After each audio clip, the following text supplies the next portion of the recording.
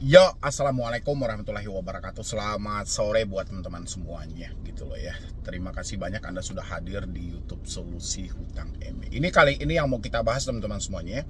Di sini dia bertanya gimana cara kalau Galbay di Kredit Pintar Tunaiku, Kredivo dan Aku Laku, dan habis itu dia bertanya juga Kredit Pintar baru telat dari 3 Juni diteror gila-gila sampai ke kontak darurat. Oke.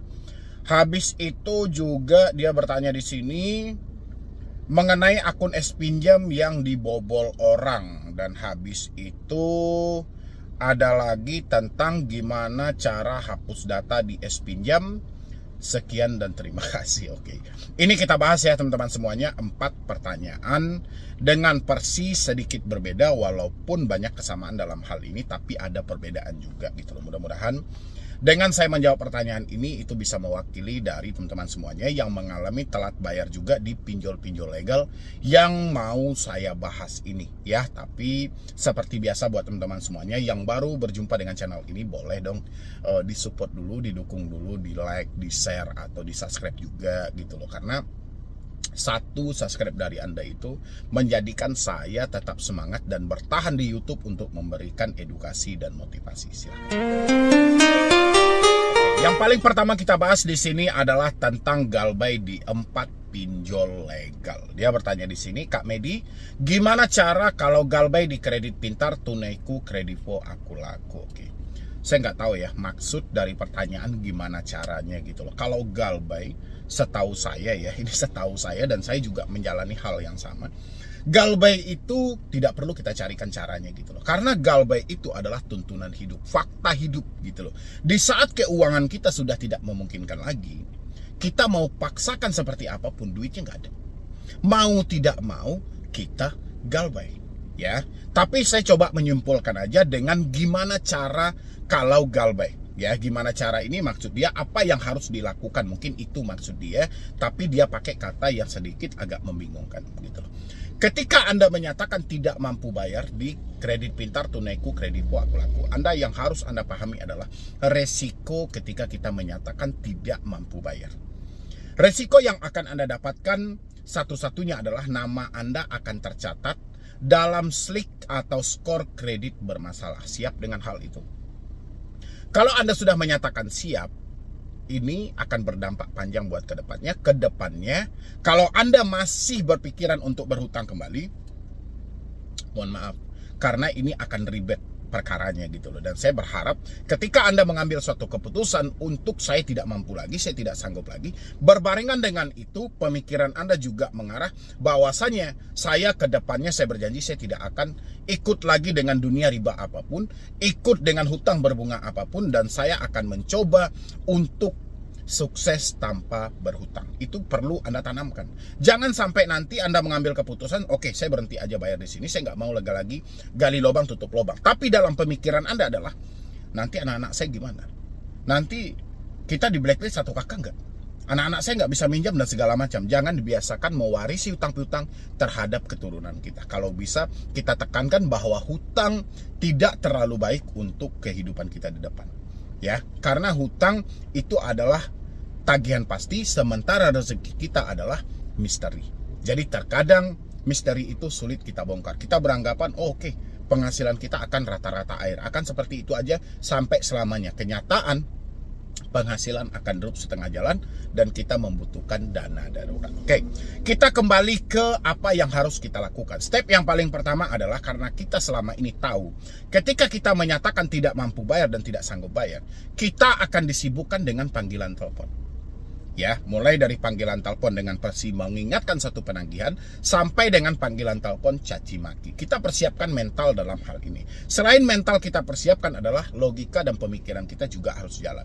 Jangan sampai nanti ketika kita berkomunikasi atau kita menyatakan Galbay dan habis itu kita ditelepon dan ada kata-kata yang tidak mengenakan keluar dari mulut penagih hutang sehingga kita baperan. Ketika kita baperan, kita nekatkan untuk gali lubang tutup lubang. Ini kehancuran bagi diri kita. Itu yang harus ditanamkan. Yang paling pertama adalah mental dan pemikiran. Yang kedua adalah nanti seiring waktu berjalan kita harus temukan sumber masalah yang ada. Ya, di mana letak sumber masalah ketika kita menyatakan tidak mampu bayar? Di mana pemicu kepanikan dan kesetresan yang ada? Ketika kita sudah mengetahui sumber masalahnya, segera atasi. Sesingkat pengalaman yang ada, saya selalu melihat sumber masalah yang ada itu dari telepon, WhatsApp, dan email. Ya, di sini adalah sumber masalah besar. Orang-orang akan ketakutan menerima telepon, ketakutan membaca chat WhatsApp, dan ketakutan membaca email. Ini adalah sumber masalah. Ketika Anda sudah tahu nanti itu menjadi sumber masalah, putus semua komunikasi yang terhubung.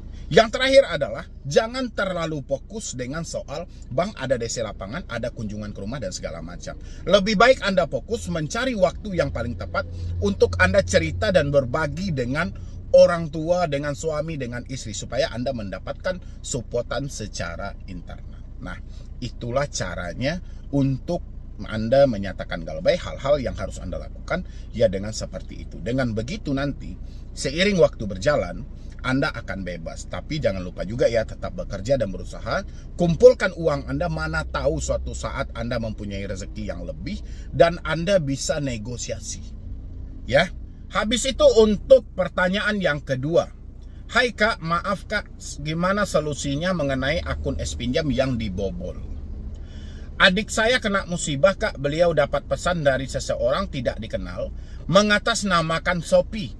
Kemudian menelpon adik saya dan memberikan arahan yang ujungnya mencairkan S-Pinjam sebesar 13 juta. Adik saya secara tidak sadar mengikuti arahan dan uang 13 juta itu pun ditransfer kepada si pelaku melalui ikon virtual. Adik saya sudah melapor kepada pihak Shopee, saat ini masih belum ada tindakan. Mohon Kak, barangkali Kakak ada solusinya. Sebelum saya menjawab tentang hal ini karena menyangkut soal S-Pinjam, saya mau ngajak teman-teman dulu, kita simain video ini sebentar. Ya, mana tahu teman-teman juga ada yang mengalami hal yang sama di S-Pinjam ataupun Shopee. Anda boleh simain video ini sebentar. Beginilah cara penipu mengelabuhi korban melalui sambungan telepon. Ada lawannya Pak? Nah ini lawannya, langsung. Halo, selamat siang. Ya, selamat siang. Baik, ini kita langsung dari kantor Shopee di Jakarta. Ini terkait dari akun Shopee-nya, ini sedang kami lakukan pemblokir untuk sementara waktu Pak. Oh, kenapa Pak? Ya baik, dikarenakan saat ini terdeteksi dari sistem kami terdapat percobaan masuk atau login Pak dari perangkat yang berbeda. Selain dari perangkat yang biasa Bapak gunakan login Shopee untuk saat ini. Aduh, terus saya harus gimana Pak? Ya baik, di sini juga kami juga melakukan pengecekan ini untuk saat ini, untuk dari akun Shopee-nya ini sudah ada 4 perangkat Pak yang sudah login di akun Shopee-nya. Untuk dari 4 perangkat tersebut, ini dari perangkat handphone Vivo, Oppo, Samsung, dan Xiaomi. Untuk dari 4 perangkat tersebut, apakah ada salah satu perangkat yang Bapak gunakan login Shopee saat ini? Ya ada Pak, cuman salah satu aja. Oke baik, ini artinya dari 3 perangkat lainnya, bukan dari perangkat Bapak di sana? Iya, bukan. Ya baik, ini artinya Pak dari 3 perangkat lainnya ini akan kami lakukan pemblokir Pak, dikarenakan akun Shopee Bapak ini sedang dalam pertasan Pak dari perangkat yang tidak dikenali saat ini begitu. Oh iya Pak, minta tolong Pak, gimana terus? Oke saya baik. Gimana? Nah jadi untuk saat ini Pak, untuk kita lakukan pemblokiran dari 3 perangkat yang tidak dikenali saat ini Pak, ini untuk Bapaknya silakan untuk masuk ke akun Shopee-nya, lalu silakan untuk melakukan pengenalan limit Pak dari layanan S-Pinjam maupun S-Paylater di akun Shopee-nya, agar dari limit tersebut ini tidak dipergunakan dari perangkat yang tidak diketahui tersebut Pak begitu. Baik, ini berarti saya dipandu ya Pak yang untuk melakukannya Ya, ya? betul sekali Pak. Ya. Silakan untuk Bapaknya saat ini masuk ke layanan S-Pinjam. Ya. Lalu silakan Bapak di sana diklik menu pengaturan akun. Sudah. Lalu silakan Bapak ubah bahasa, Bapak pilih English. Lalu Ya. setelah Bapak di sana sudah berubah tampilan bahasa Inggris. Iya. Lalu setelah itu Bapak silakan masuk kembali ke tampilan Shopee. Lalu Ya. silakan Bapak diklik menu S-Pinjam. Iya. Lalu setelah itu silakan diklik bacaan Apply Loan. Pilon ya. Ya, betul. Sudah Pak, sudah. Nah setelah itu silakan untuk Bapaknya diklik sign in contract and submit. Nah setelah itu silakan untuk Bapaknya nanti akan menunggu untuk dari dana pengenalan limit yang sudah akan dikirimkan melalui dari rekening sesuai yang tercantum di Shopee-nya Pak. Iya. Sudah Pak, ini sudah. Nah jika sudah saat ini silakan untuk Bapak lakukan pengecekan dari dana tersebut dipastikan sudah diterima di rekeningnya Pak. Iya. Oh Nah, sudah Pak, ini sudah. Jika dana tersebut sudah diterima, Ya. silakan saat ini juga untuk melakukan untuk pengembalian Pak dari dana tersebut, dikarenakan dari dana tersebut ini bukan Bapaknya melakukan proses pengajuan pinjaman. Oh iya, saya kembalikan ke Ya, mana ini berarti? melakukan pengembalian ke akun Shopee Bapak sendiri. Iya. Nah di nomor telepon Bapak sendiri, jangan masukkan nomor telepon orang lain Pak begitu. Oh iya, udah. Nah jika Terus? sudah saat ini jika sudah masuk Pak, itu tinggal saya ambil dari aplikasi itu Pak, dari Jadi tinggal Caranya kamu seperti itu. Iya. masuk. Nah, itu adalah cerita dari si mereka yang melakukan pembobolan tadi. Mereka yang melakukan penipuan tadi. Sebenarnya saya pengen sih pihak kepolisian mendalami hal ini gitu loh. Kenapa dia bisa tahu persis pertama nomor si calon korban dia? Kedua, dia bisa tahu persis tentang cara mengelabui si korbannya, dan habis itu dia tahu persis tentang aplikasi S-Pinjam dan Shopee ini. Ya, saya agak gimana ya?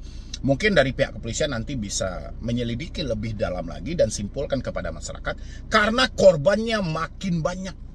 Ya, kalau saat ini si yang bertanya ini menyampaikan bahwa pihak Shopee tidak mau tahu, ya jelas gitu loh. Coba Anda laporkan kepada otoritas jasa keuangan, karena di sini secara sadar Anda melakukan hal itu dan itu adalah data Anda. Walaupun Anda dipengaruhi dengan telepon dari si penipu yang hebat dalam segi komunikasi, dan dia hafal banget semua fitur-fitur yang ada di dalam aplikasi Shopee ataupun S-Pinjam tadi. Ya, coba Anda laporkan ke otoritas jasa keuangan dan langsung kepada pihak kepolisian dengan Anda menunjukkan video yang saya putarin tadi. Nanti pihak kepolisian akan memberikan Anda STL, surat tanda laporan dan segala macam, baru Anda kirimkan ke pihak Shopee.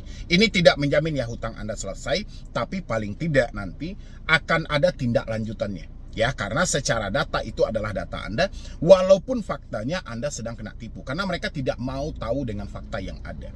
Nanti kalau misalnya Anda kan tidak mau nih, posisinya Anda kan korban, nggak mungkin dong Anda mau membayar dan segala macam. Ya sudah, hentikan aja pembayarannya, karena Anda tidak merasa Anda yang memakai duit itu, karena ini dalam pengaruh aksi penipuan. Salahnya sendiri gitu loh, kenapa di situ kode keamanan dan segala macam itu terlalu mudah untuk dijebol. Dan di satu sisi ini juga pelajaran yang berharga buat teman-teman semuanya ke depannya. Jangan pernah percaya dengan penelpon apapun yang mengarahkan Anda kepada aplikasi apapun. Ya, walaupun Anda saat itu sudah mempunyai limit dari pay letter dan segala macam, jangan pernah terpengaruh dengan telepon yang masuk seperti apapun. Ya, mungkin sementara masukan dari saya cuman itu aja dulu. Nanti Anda bisa datang ke pihak kepolisian, kalau bisa ke Polda, langsung ke cybercrime. Nanti tunjukkan video yang seperti ini dan saya menjadi korban salah satu dari video yang ini. Ya, habis itu masih dengan Shopee S-Pinjam. Assalamualaikum, saya boleh minta tolong Bang, bagaimana cara hapus data di S-Pinjam? Sekian, terima kasih. Menghapus data di Shopee S-Pinjam itu Anda harus melunasi hutang piutang dulu. Setelah hutang piutang Anda lunas nanti, Anda baru mengajukan untuk penghapusan data. Tapi selagi hutang Anda tidak lunas, tidak ada satu orang pun yang bisa menghapus data Anda di sistem hutang piutang itu, apalagi di S-Pinjam. Ya, jadi kalau Anda pengen menghapus data, ya lunasi hutang Anda dulu. Tapi kalau Anda masih bersikeras juga mencari orang untuk menghapus data, ya Anda akan berada atau Anda akan masuk dalam permainan penipuan. Hati-hati. Oke, ini untuk yang berikutnya kita bacakan. Pak, maaf, kredit pintar baru telat dari tanggal 3 Juni. Diteror gila-gila sampai ke kontak darurat. Ditanya aplikasi mana, nggak mau jawab. Tapi saya tahu itu kredit pintar karena kontak orang rumah hanya kredit pintar yang saya kasih. Dulu saya nggak ngerti, WA-nya kasar banget Pak. Yang lonte lah, pelacur lah. Oke. Kalau memang Anda sudah tahu persis itu dari kredit pintar, segera laporkan kepada otoritas jasa keuangan dengan Anda menjadi saksi korbannya langsung. Walaupun mereka tidak menyebutkan nama aplikasi, kalau Anda berani bersaksi bahwasannya itu dari kredit pintar, segera laporkan. Ya, memang setelah penerbitan POJK nomor 22 tahun 2003 kemarin, di mana di sana dijelaskan bahwasannya penyelenggara yang menjalin kerjasama dengan pihak ketiga apabila terjadi tidak sesuai dengan aturan yang berlaku, yang bertanggung jawab adalah penyelenggaranya. Itulah kenapa pinjol-pinjol itu melakukan penagihan, melakukan pengancaman, tidak lagi menyebutkan nama aplikasi, karena dia menyelamatkan nama aplikasi pinjolnya.